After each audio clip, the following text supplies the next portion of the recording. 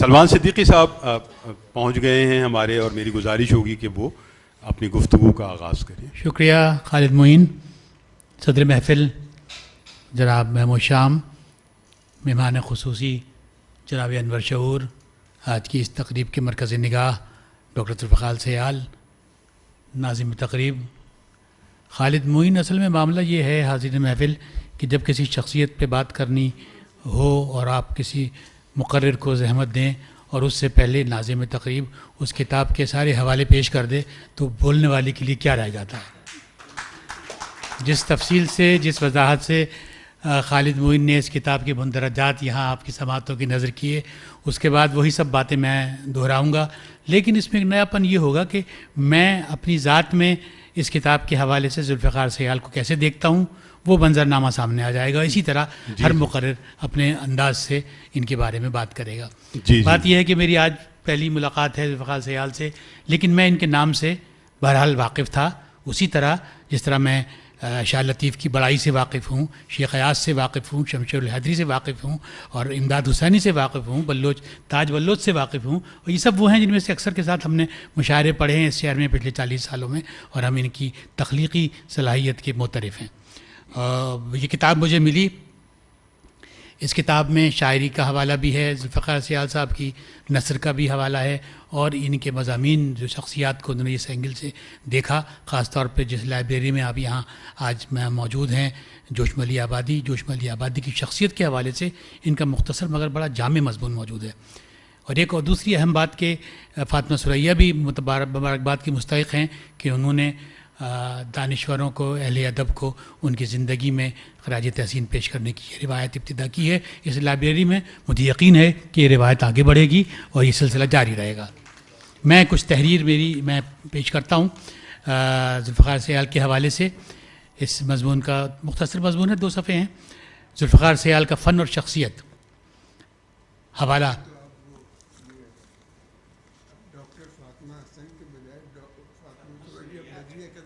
Doctor Fatima حسن.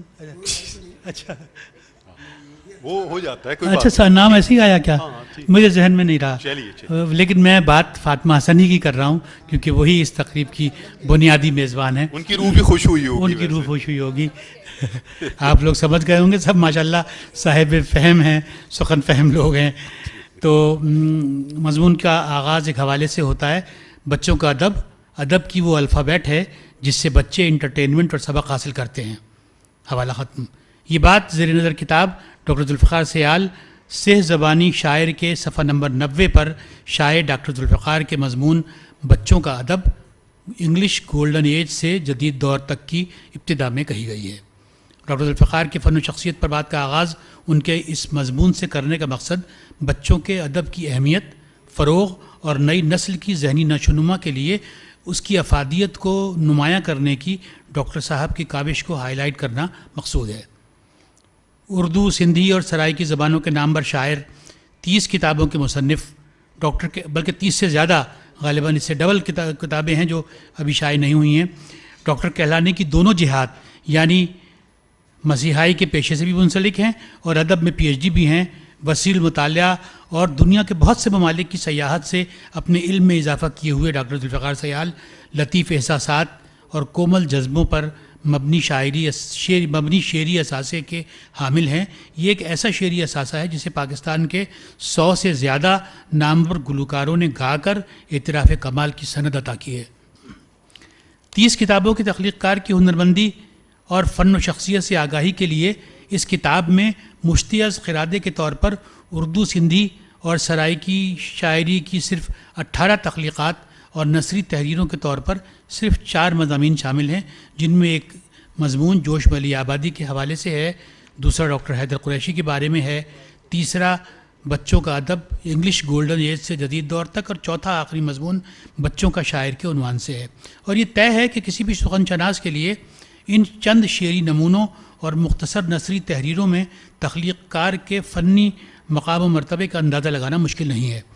کتاب کا انتصاب نامور شاعر و ادیب دانشور صحافی محترم محمود شام کے نام ہے، اور یہ اہتمام ڈاکٹر ذوالفقار سیال کی شام صاحب سے فکری ہم آہنگی، گہری عقیدت اور احترام کی غماز ہے.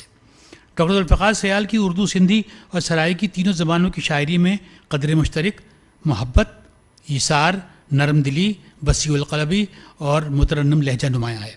یہی وجہ ہے کہ ان کی ان تینوں زبانوں میں شاعری کو وسیع پیمانے پر گایا اور عوامی سطح پر سراہا گیا۔ کسی تخلیق کار کی صلاحیتوں کے اعتراف کے دو پیمانے ہیں: اول خود اس کی تخلیقات کا معیار، دوم اس تخلیق کار کی ہنرمندی کو تحریری طور پر سراہنے والوں کا اپنا مقام و منصب۔ یہ کتاب چونکہ ایک تعارفی پیشکش ہے جس میں تخلیق کار کا نمونہ کلام، اس کی نثری تحریریں اور اس کی شخصیت پر سینئر اور ہم عصر ادیبوں کی تحریریں شامل ہیں، اور کتاب کے یہی مضامین ڈاکٹر ذوالفقار سیال کے فن و شخصیت کے نمایاں ہونے کی معتبر گواہی ہیں۔ ڈاکٹر ذوالفقار سیال کو اعلیٰ تخلیقی منصب پر فائز قرار دینے والوں میں محمود شام، حیدر قریشی، پروفیسر آفاق صدیقی، مسلم شمیم، انور شعور، ڈاکٹر فاطمہ حسن جیسے اکابر، اور احسان باجوہ، نیلم احمد بشیر، رخشندہ نوید اور مرحب قاسمی جیسے معروف قلمکار شامل ہیں۔ کیسے ممکن ہے کہ اب ذوالفقار سیال کو سے زبان شعراء کی فہرست میں صف اول کا قلمکار شمار نہ کیا جائے؟ میں نے اپنی اس تحریر کا آغاز ڈاکٹر صاحب کی طرف سے بچوں کے ادب کی حمایت کے ذکر سے کیا ہے۔ اس کا سبب یہ ہے کہ اول بڑوں کے مقابلے میں بچوں کا ادب تحریر کرنا ایک مشکل امر ہے۔ اس کے لیے آپ کو بچوں کی فکری سطح پر آنا اور ان کی دلچسپی کو پیش نظر رکھ کر لکھنا پڑتا ہے۔ دوسری بات یہ کہ ہم بڑے اخلاقی اور فکری طور پر تو تباہ ہو چکے ہیں اور ہماری بہتری کے آثار بھی معدوم ہیں۔ بقول سرور جاوید، میں بھی اس دور خرابی کا نمائندہ ہوں، مجھ کو بھی صاحب کردار نہ سمجھا جائے۔ اب اگر ہم یہ چاہتے ہیں کہ آئندہ اشروں میں پاکستان بہتر ہاتھوں میں ہو تو ہمیں بچوں پر خصوصی توجہ دینے کی ضرورت ہے۔ ان کی ذہنی اور فکری نشو و نما کو بنیاد بنا کر ادب تحریر کریں، ان تک پہنچائیں، یعنی بچوں تک پہنچائیں، اور اس کار خیر میں تمام سینئر ادیب بھی حصہ لیں اور اس شکایت کا ازالہ کریں جو ذوالفقار سیال نے ادبی سماج سے کی ہے۔ اپنے ایک مضمون نے ڈاکٹر صاحب نے لکھا، حوالہ: بچوں کے ادب کا یہ ایک المیہ ہے کہ جب ادیبوں کے نام بڑے اور رتبے بلند ہو جاتے ہیں تو پاکستان میں اور یہاں کی ساری زبانوں میں بڑے ادیب بچوں کا ادب نہیں لکھتے۔ حوالہ ختم۔ بچوں کے لیے لکھنا بہت حساس، نرم دل اور منکسر المزاج فرد کی پہچان ہے۔ ڈاکٹر ذوالفقار سیال سینئر شاعر ہیں۔ 1972 میں بچوں کی شاعری سے آغاز کیا۔ 77 میں ان کا پہلا مجموعہ کلام صحرا میں خون کے قطرے اور دوسرا مجموعہ لال ہاتھ پیلے چہرے شائع ہوئے، اور بعد ازاں جستہ جستہ کتابوں کی یہ تعداد 30 سے بھی زیادہ تک پہنچ گئی، جن میں 14 کتابیں بچوں کے لیے ہیں۔ ڈاکٹر ذوالفقار نے گیت، غزل، وائی، نظم، آزاد نظم اور بچوں کے گیت جیسی اصناف میں طبع آزمائی کی ہے۔ اس کتاب میں شامل مضمون میں مرحب قاسمی لکھتی ہیں، حوالہ: ڈاکٹر ذوالفقار کی شاعری کو ہم دو حصوں میں بانٹ سکتے ہیں، ایک رومانوی شاعری اور دوسری مزاحمتی شاعری۔ حوالہ ختم۔ ڈاکٹر صاحب کی جو بہت تھوڑی شاعری اس کتاب میں شامل ہے، اس کے مطالعے کے بعد میں ڈاکٹر مرحب قاسمی کے اس تبصرے سے متفق ہوں۔ ڈاکٹر ذوالفقار کی شاعری میں یہ دونوں عوامل بدرجہ تب موجود ہیں، جس میں ایک طرف سندھ کی کلاسیکی شاعری کا سطح بہار حسن موجود ہے تو دوسری طرف ناانصافی، محرومی اور ظلم کا شکار عام آدمی پر جبر کے خلاف احتجاج کا عنصر بھی شامل ہے۔ ایک جاگیردار گھرانے سے تعلق رکھنے کے باوجود سماج کے نظر انداز اور کچلے ہوئے طبقات کے مسائل کی نشاندہی ڈاکٹر صاحب کی دردبندی اور حساس طبعی کی آئینہ دار ہے۔ ڈاکٹر ذوالفقار ایک روشن خیال ادیب ہیں اور ان کی روشن خیالی کا دائرہ لسانی، مذہبی، طبقاتی و علاقائی امتیاز سے بالاتر ہے، اور ان کا تخلیقی اظہار معاشرتی جبر کے شکار مجبور و بے بس عوام کے دکھوں کے مؤثر اظہار پر مبنی ہے۔ آخری چوتھا تقریباً آدھا صفحہ۔ کتاب کے آخری صفحات میں بہت سی نامور ہستیوں کے ڈاکٹر ذوالفقار کے بارے میں مختصر تاثرات اور تبصرے شامل ہیں، جن میں شہنشاہ غزل مہدی حسن، موسیقار استاد افضل خان، ہری دلگیر انڈیا، عبدالقادر جنیجو، ریٹا شاہانی ممبئی، مہتاب اکبر راشدی، نور الہدیٰ شاہ، گلوکار مہناز، گل بہار بانو، آسیہ سمن، گلوکار عالمگیر اور خلیل حیدر وغیرہ شامل ہیں۔ تقریباً سبھی نے ڈاکٹر صاحب کے قابل قدر فن اور متاثر کن شخصیت کو اپنے اپنے انداز میں خراج تحسین پیش کیا ہے، مگر ذاتی طور پر جس تبصرے نے مجھے متاثر کیا اور تاریکی میں روشنی کی کرن دکھائی، وہ تاج بلوچ کے 5 سطروں کے تبصرے میں شامل ڈاکٹر ذوالفقار کے لیے ایک ایسا جملہ ہے جس کی معنی خیزی اور اثر پذیری پوری دنیا کی شاعر برادری کے لیے پیغام ہے، اور شاعری کی اثر پذیری کا اعتراف بھی۔ تاج بلوچ نے لکھا، حوالہ: جس قوم کا شاعر جاگ رہا ہو اس کی آنے والی نسلوں کو پریشان نہیں ہونا چاہیے۔ بہت اعلیٰ۔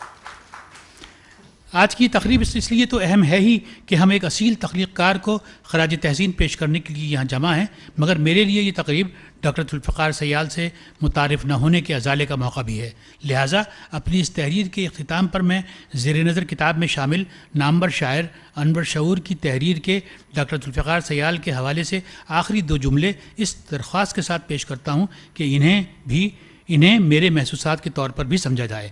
حوالہ: انور شعور نے لکھا، ذوالفقار سیال جیسے محبوب محترم اور لائق و فائق لوگ تفصیلی خراج تحسین کے حقدار ہوتے ہیں۔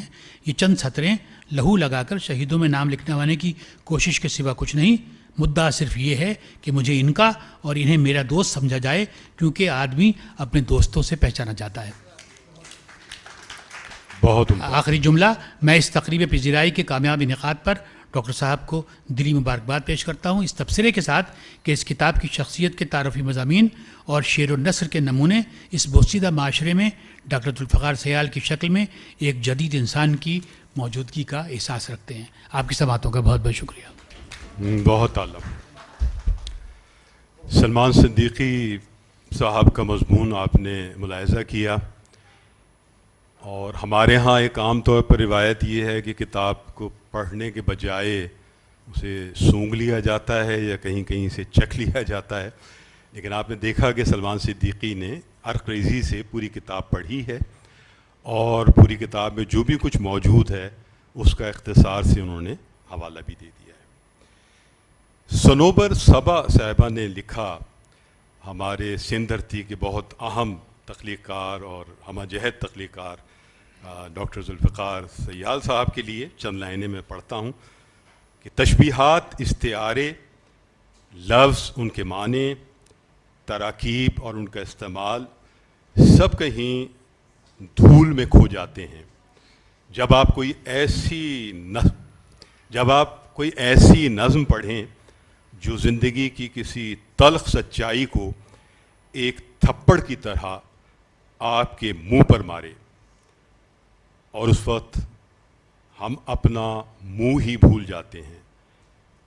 ایسی ہی حساس نظم ڈاکٹر ذوالفقار سیال کی روٹی ہے، جو ہمارے معاشرے کے بدصورت چہرے پر ایک تھپڑ ہے۔ پھر بھی وہ اس معاشرے کے لیے دعا گو ہیں۔ دعا کرنا، درختوں پر پرندوں کے لہو کے نشان دھل جائیں، مٹی سے خوشبو آئے، کوئی ایسی بارش آئے، دعا کرنا، ہاں دعا کرنا۔ تو ایک بہت خوبصورت تاثر ظاہر ہے کہ صنوبر صبا نے ان کی شاعری کی 2 نظموں کے حوالے سے دیا ہے۔ یہ پس وقت میں ان کی ایک رائے ہے جس کا عنوان ہے خوبصورت شاعر۔ تو بالکل ہمارے ڈاکٹر ذوالفقار سیال ایک بہت خوبصورت شخصیت کے مالک ہیں، اور جتنے بھی مضامین ہیں اس میں یہ طے ہے کہ ان کی جو ایک خوبصورت شخصیت ہے اور خوش گفتاری ہے، اور ان کا جو ایک تعلق بناتے ہیں اپنے احباب کے ساتھ، وہ بہت نمایاں ہے ان تمام تحریروں میں جو اس کتاب میں موجود ہے۔